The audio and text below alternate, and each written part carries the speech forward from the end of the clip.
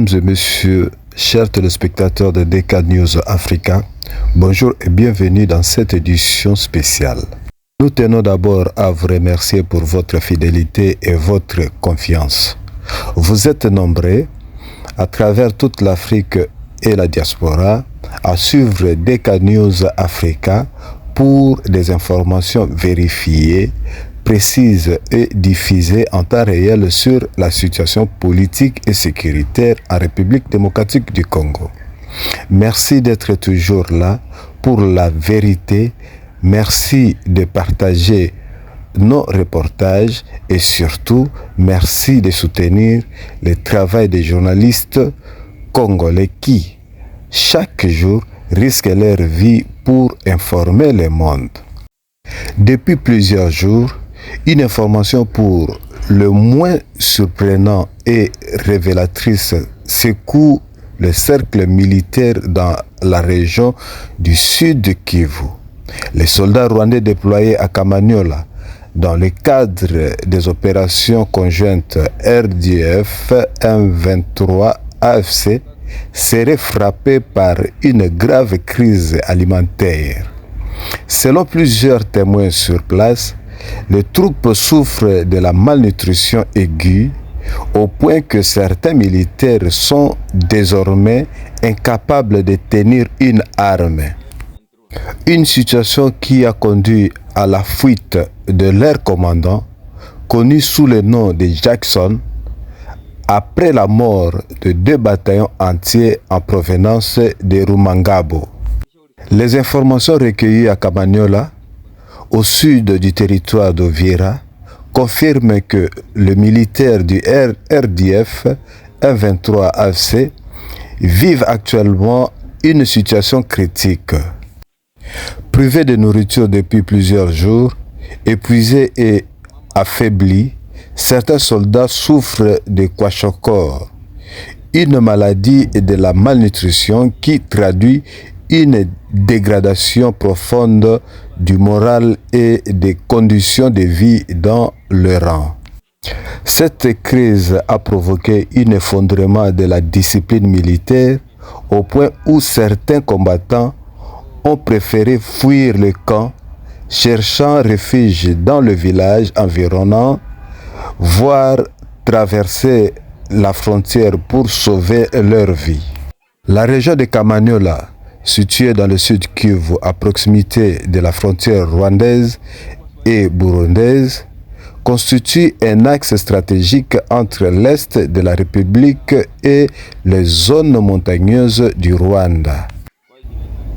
Le déploiement de troupes du RDF M23-AFC dans cette zone répondait à un objectif précis, tenter de déstabiliser le couloir sud et ouvrir un nouveau front pour disperser les forces congolaises.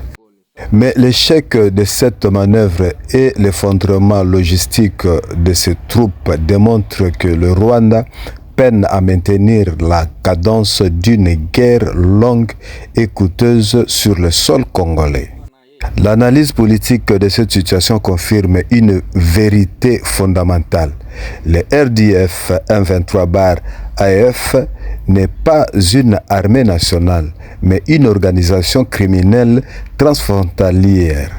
Ce groupe, composé d'anciens rebelles, de mercenaires et de militaires rwandais infiltrés, a toujours fonctionné par la terreur, l'exécution sommaire, enlèvement, massacre de civils et exécution de soldats congolais faits prisonniers.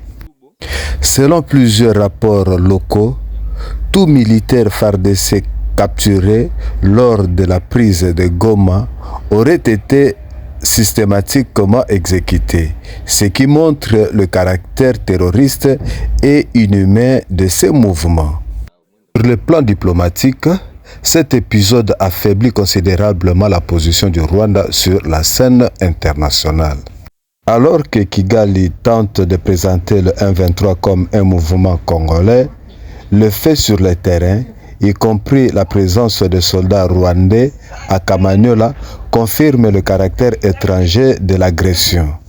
Cette réalité pourrait peser lourdement dans les discussions en cours à Doha, où une médiation est tentée entre Tshisekedi et Paul Kagame sous l'égide du Qatar.